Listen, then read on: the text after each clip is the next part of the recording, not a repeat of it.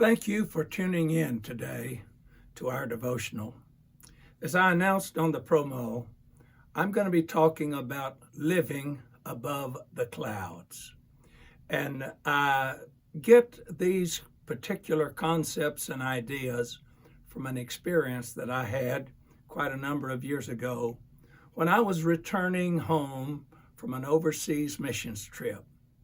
I was flying into the States and landed at Miami, Florida. And when we landed, it was approximately 11 o'clock in the morning, and the weather was terribly inclement. There was rain coming down, there was lightning, there were severe weathers predicted.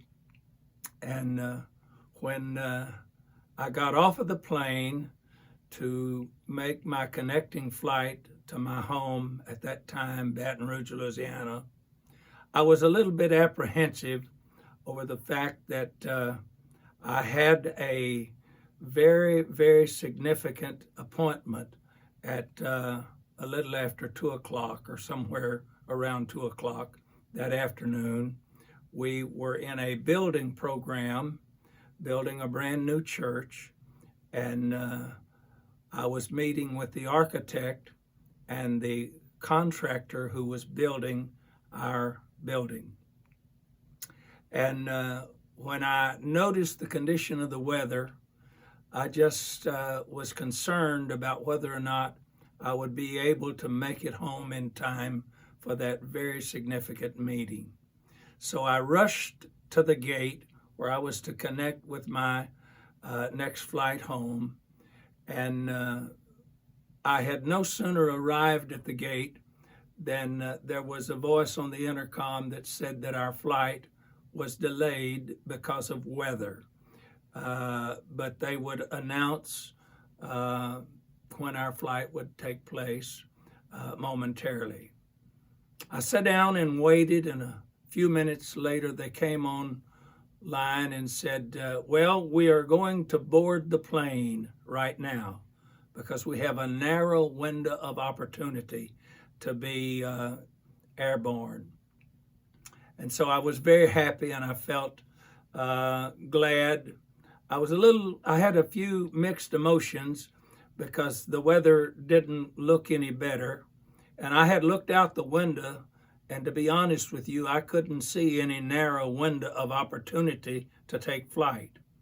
But I got on the plane, we sat down, and when the plane was loaded, the pilot taxied out to the end of the runway and turned the plane completely around.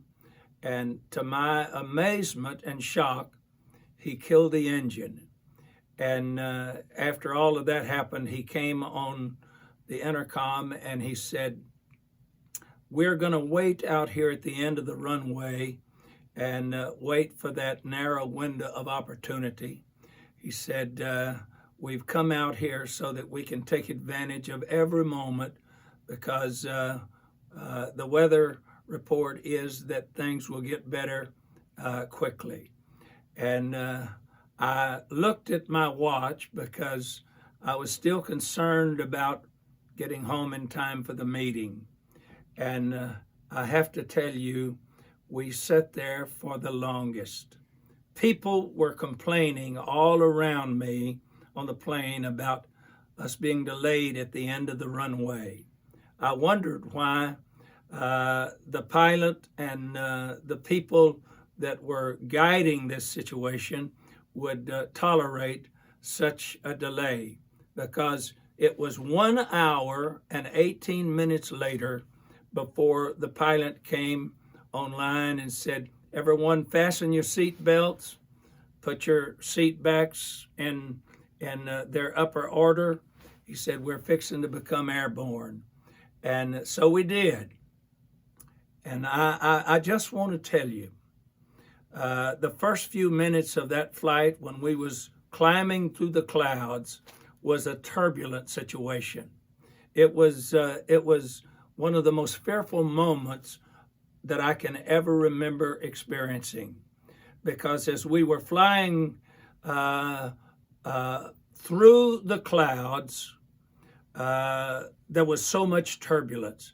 In fact, at one point, some of the bins above our heads, where some of the luggage was, fell open, and people's luggage began to fall out in the aisleways. And it was a horrible situation.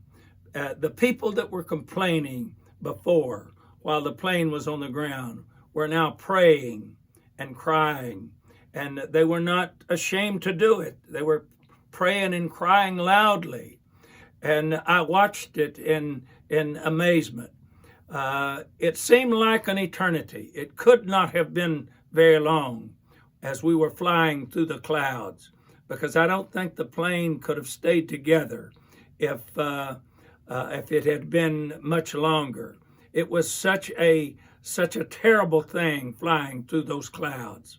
But after a little bit, we climbed through the clouds and we got above the clouds.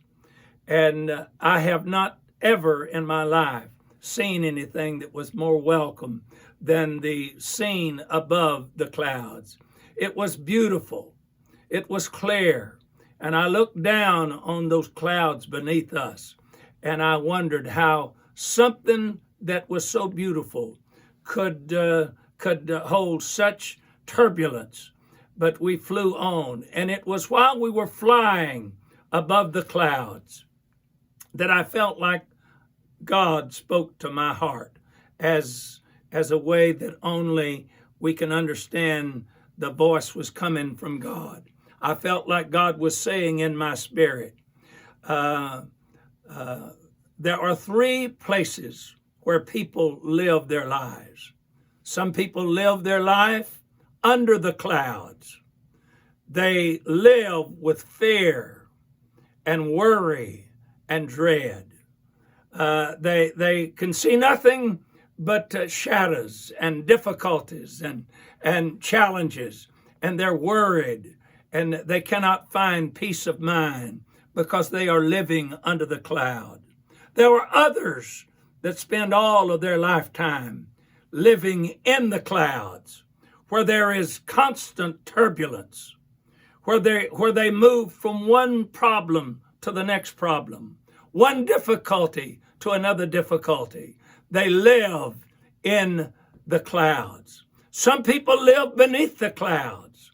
Other people live in the clouds. But I want to live above the clouds.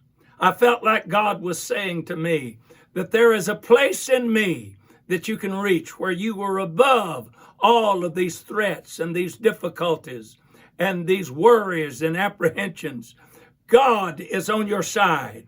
And if you can live your life above the clouds, you will find out that there is a place where the sun does not set, but it's forever shining, and you are living in the glow of God's wonderful blessings and God's anointing. So I would encourage you today to live your life not under the clouds, nor in the clouds, but above the clouds, so that you can enjoy the fullness of God's blessings. I hope this little lesson has been meaningful to you. And if so, why don't you just soar above the clouds and let God carry you to places you never dreamed about? May God bless you is my prayer.